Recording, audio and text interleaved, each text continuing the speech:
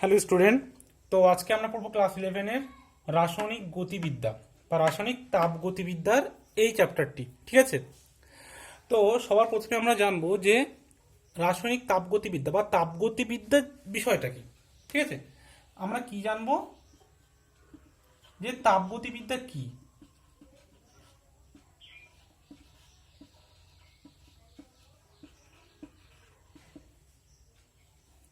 দেখো, তাপগতিবিদ্যা হচ্ছে কি বিজ্ঞানের যে শাখায় বিভিন্ন প্রকার শক্তির পারস্পরিক রূপান্তর সংক্রান্ত আলোচনা করা হয়। ঠিক আছে, যেমন ধরো কোন কোন শক্তি, না যান্ত্রিক শক্তি, রাসায়নিক শক্তি, তড়িৎ শক্তি, তাপ শক্তি, আলোক শক্তি, শব্দ শক্তি, এদের মধ্যে যে আভ্যন্তরীণ রূপান্তর তোমরা নিশ্চয়ই পড়েছো, যে কিভাবে যান্ত্রিক শক্তি থেকে কার্য শক্তিতে রূপান্তরিত হয় বা তড়িৎ শক্তি থেকে যান্ত্রিক শক্তিতে রূপান্তরিত হয়।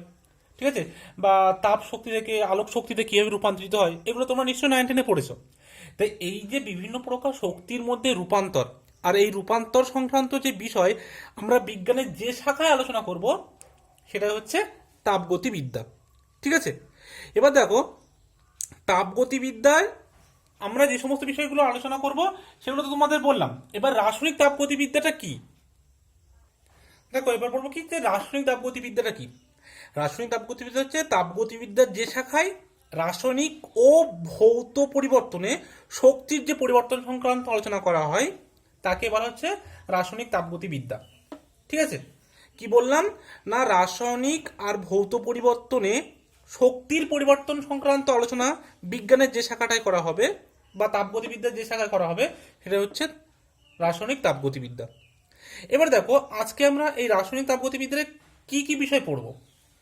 আজকে আমরা রাসায়নিক তাপগতিবিদ্যার বিভিন্ন পরিভাষা সমূহ পড়বো। ঠিক আছে, আজকে কি পড়বো, বিভিন্ন পরিভাষা, তাপগতিবিদ্যার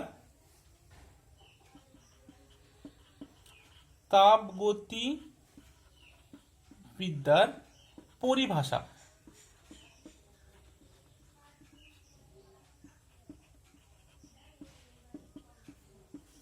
তাপগতিবিদ্যার পরিভাষা সমূহ বা বিভিন্ন টার্ম, মানে আমরা তাপগতিবিদ্যার যে সমস্ত টার্মগুলো পড়বো তার মধ্যে 1 নম্বর হচ্ছে, দেখো কি কি পড়বো, সিস্টেম সম্পর্কে পড়বো। তাপগতিবিদ্যায় সিস্টেম বলতে আমরা কি বুঝি।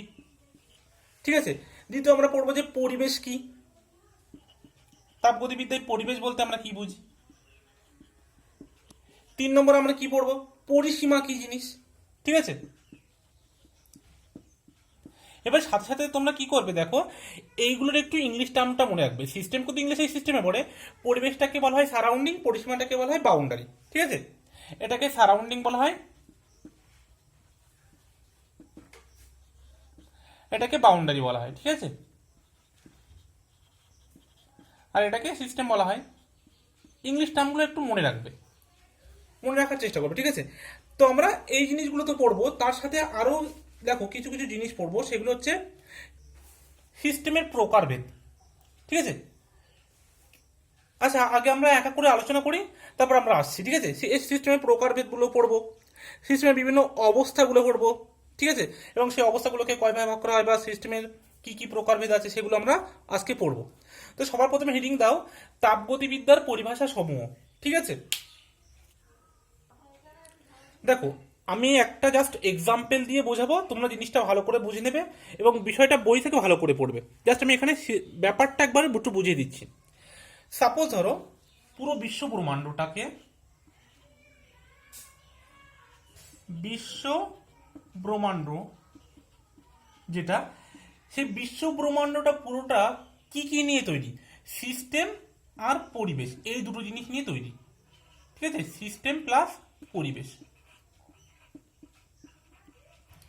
সিস্টেম আর পরিবেশ নিয়ে আমাদের এই বিশ্ব ব্রহ্মাণ্ডটা তৈরি। দেখো একটা এক্সাম্পল দিচ্ছি, দেখো সাপোজ ধরো একটা পাত্র আছে, পাত্রে তুমি কিছু জল নিয়েছো। এই যে জল, এটাকে যদি আমরা সিস্টেম ধরি, তাহলে এর চারপাশের যে জিনিসগুলো আছে, ঠিক আছে, এটাকে আমরা পরিবেশ ধরবো, তাই তো। এই যে চারপাশে যে জিনিসগুলো আছে এগুলোকে আমরা বলবো পরিবেশ। আর এই যে পাত্রটা আছে, এই পাত্রটা দেখো, এই পরিবেশ আর এই সিস্টেমের মধ্যে দুটোকে তফাৎ করে রেখেছে বা তাদেরকে বিচ্ছিন্ন করে রেখেছে কি এই পাত্রের দেয়াল। তাহলে এই পাত্রের দেয়ালকে আমরা বলবো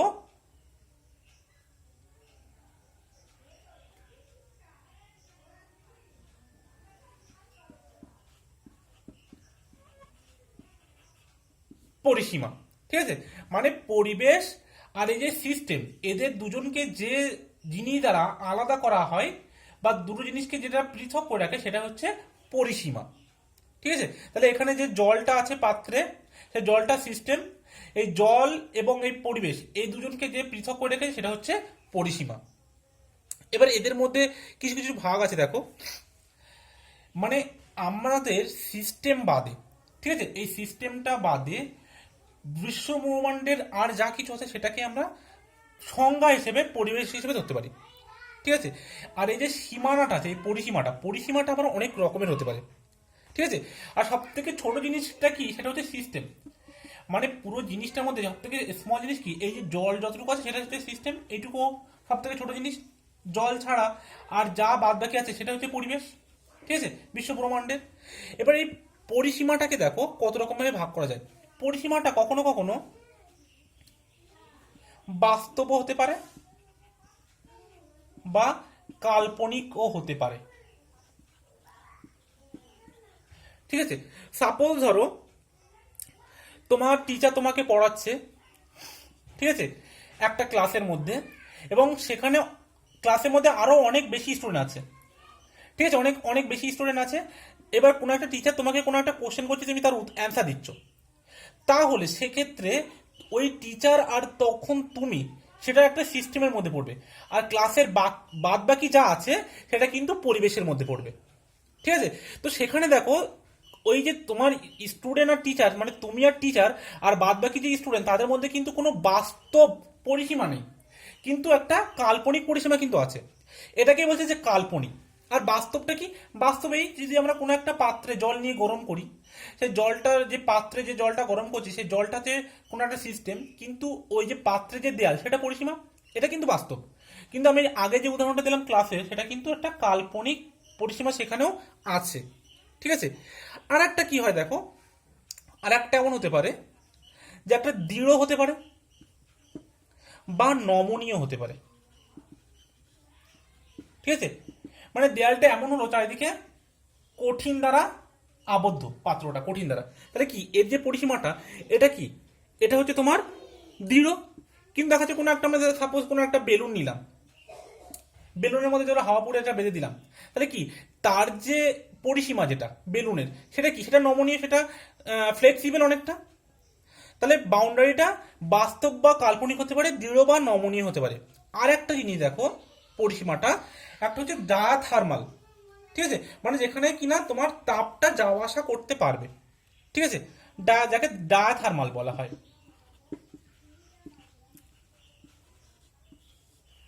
বা আর একটা হতে পারে অ্যাডিয়াবেটিক বা রুদ্ধতাপীয়, বা অ্যাডিয়াবেটিক,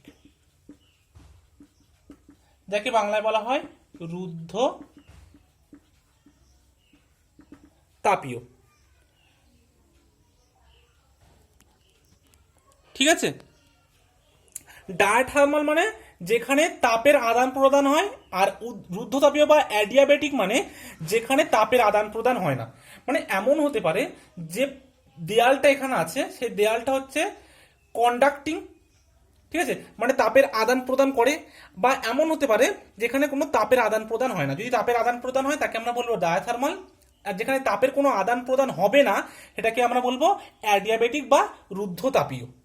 ঠিক আছে, মানে অ্যাডিয়াবেটিক যে ক্ষেত্রে হবে, সেখানে আমরা যদি তাপের পরিবর্তন ডেল কিউ, এটাকে তাপ তাপ হিসেবে প্রকাশ করা ডেল কিউ, যার পরিবর্তনটা জিরো হবে, মানে তাপের কোনো পরিবর্তন এখানে কিন্তু হবে না, তাপ বাইরে যাবেও না, আসবেও না।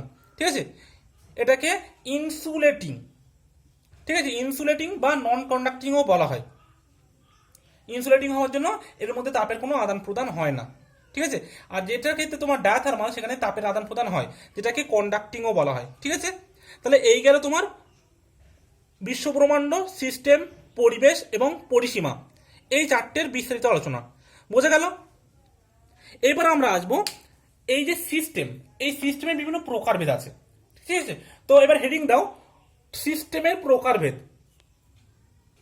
আচ্ছা, তার আগে একটা কথা এখানেই বলে দিই যে এমন কোনো দেয়াল নেই বা এমন কোনো পরিসীমা নেই যেটা 100% রুদ্ধতাপীয়, মানে যেখানে কিনা তাপের আদান প্রদান বা এখানে যে ভর আছে ভরের আদান প্রদান কোনোটাই আদান প্রদান হবে না, এমন যে পরিসীমা বা এমন যে তোমার দেয়াল বলতে পারো ওটাকে একটা, ঠিক আছে?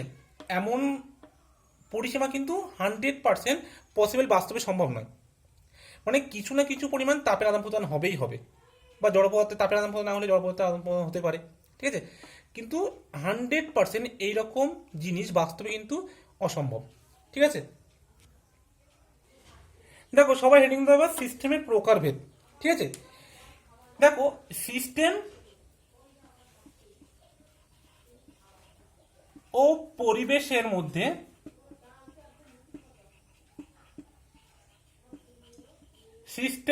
পরিবেশের মধ্যে জড় পদার্থ ও শক্তির আদান প্রদানের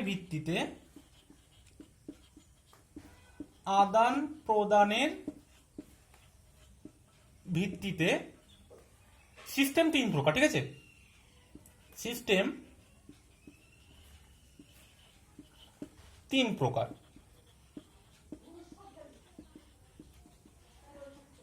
যথা 1 নম্বর কি? 1 নম্বর হচ্ছে মুক্ত সিস্টেম, যেটাকে ইংলিশে টার্মগুলো মনে রাখবে, ওপেন সিস্টেম বলা হয়, ঠিক আছে? 2 নম্বর হচ্ছে বদ্ধ সিস্টেম, যেটাকে ক্লোজড সিস্টেম বলা হয়। আর 3 নম্বর হচ্ছে নিঃসঙ্গ সিস্টেম, যেটাকে আইসোলেটেড সিস্টেম বলা হয়, ঠিক আছে?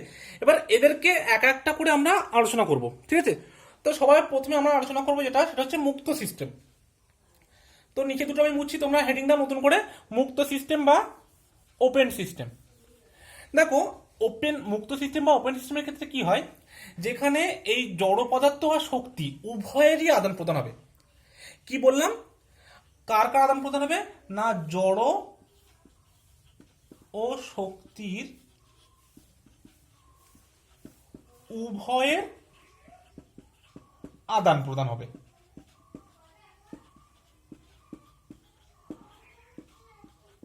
সেটা কেমন? সেটা দেখো, ধরো তুমি একটা খোলা পাত্র নিয়েছো, নিয়ে তুমি তাকে নিচে থেকে হিট করছো, পাত্রে জল আছে, তাই তো? এবং এই যে বাউন্ডারিটা আছে, এই বাউন্ডারিটা অ্যাকচুয়ালি কিন্তু বাস্তব। এই যে পরিসীমাটা আমি বলছিলাম কাল্পনিক হতে পারে, বাস্তব হতে পারে, তাহলে বাস্তব পরিসীমা, এটা বাস্তব পরিসীমা। এবং এটাকে আমরা কি ধরবো না? ডায়াথার্মাল পরিসীমাটা, মানে কি?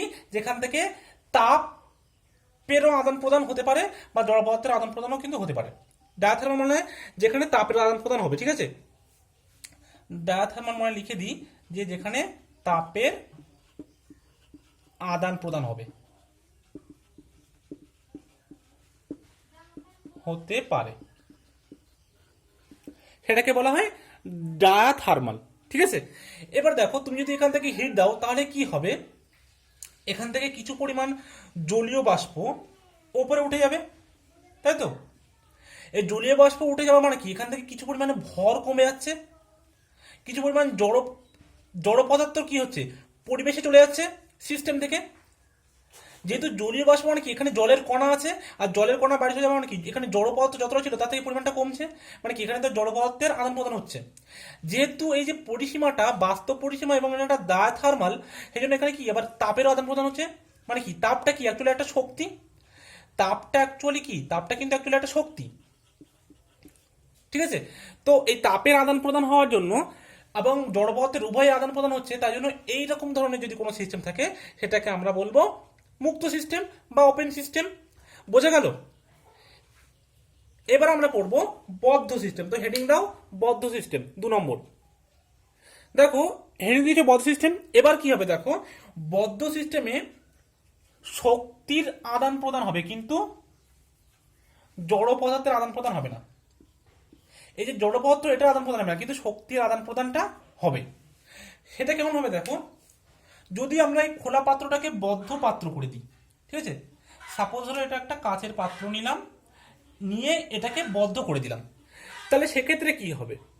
সেক্ষেত্রে দেখো এখানে যদি আমরা যতই হিট দিই, এখানে তাপ যেহেতু যে পরিসীমা যেটা আছে, বাউন্ডারি যেটা আছে, পরিসীমাটা কিন্তু ডায়াথার্মাল হওয়ার জন্য তাপের আদান প্রদান হবে। কিন্তু জল যতই বাষ্পীভূত হোক, সে কিন্তু এই কাচের যে দেয়াল আছে, এই দেয়াল ভেদ করে কিন্তু ওপরে যেতে পারবে না। যার জন্য কি হবে, এখানে কিন্তু কোনো ভরের বা জড় পদার্থের আদান প্রদান হবে না। কিন্তু যেহেতু তাপ, এটা ডায়াথার্মাল পরিসীমাটা, এই জন্য তাপের আদান প্রদান হবে। এরকম কোন সিস্টেমকে আমরা বলবো বদ্ধ সিস্টেম। এবার আমরা 3 নম্বরে আসবো, যে নিঃসঙ্গ সিস্টেম। আচ্ছা, তার আগে এটা বলে দিই, বদ্ধ সিস্টেমে যে শুধুমাত্র শক্তির আদান প্রদান, শক্তিটা কি হতে পারে? শক্তিটা যেমন এখানে দেখো কি হিসেবে কাজ করছে, তাপ হিসাবে। শক্তিটা কিন্তু কার্য হিসেবেও কাজ হতে পারে, মানে শক্তিটা দুরকম ভাবে কাজ করতে পারে, একটা হচ্ছে তাপ আর একটা হচ্ছে কার্য, ঠিক আছে।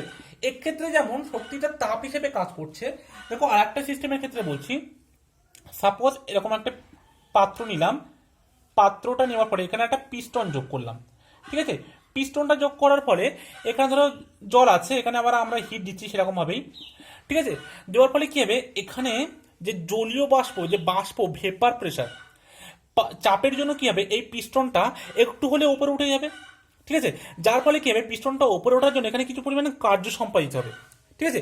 এবার আমরা কি করব, এই দেয়ালটা আমরা নেব ইনসুলেটিং, ঠিক আছে, মানে যেখানে কিনা কোনো তাপের আদান প্রদান হবে না। আগে যেমন ডায়াথার্মাল নিয়েছিলাম, এক্ষেত্রে এই যে পরিসীমাটা আর ডায়াথার্মাল নেব না, কি নেব, ইনসুলেটিং, যেটাকে আমরা বাংলাতে বলি অন্তরীয়, ঠিক আছে, অন্তরিত দেয়াল।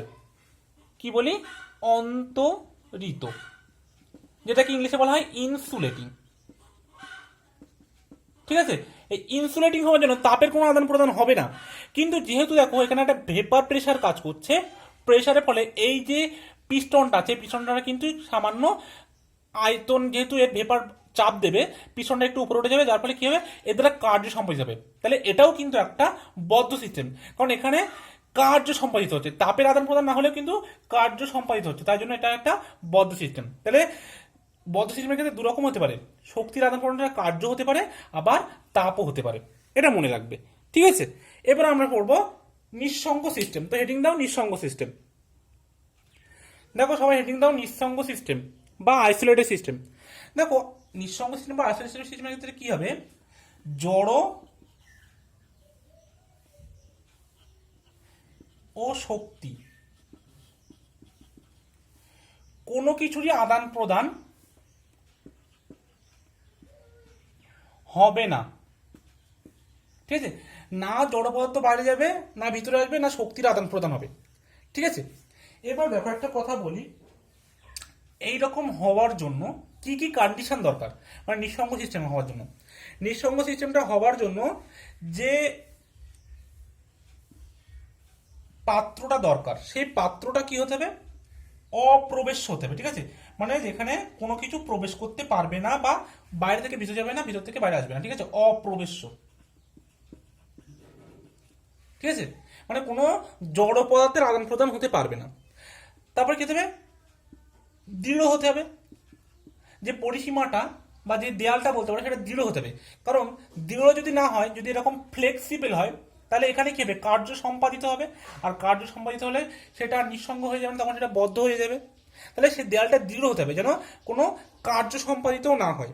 3 নম্বর কি, সম্পূর্ণ রুদ্ধতাপী হতে হবে, সম্পূর্ণ রুদ্ধ তাপীয়।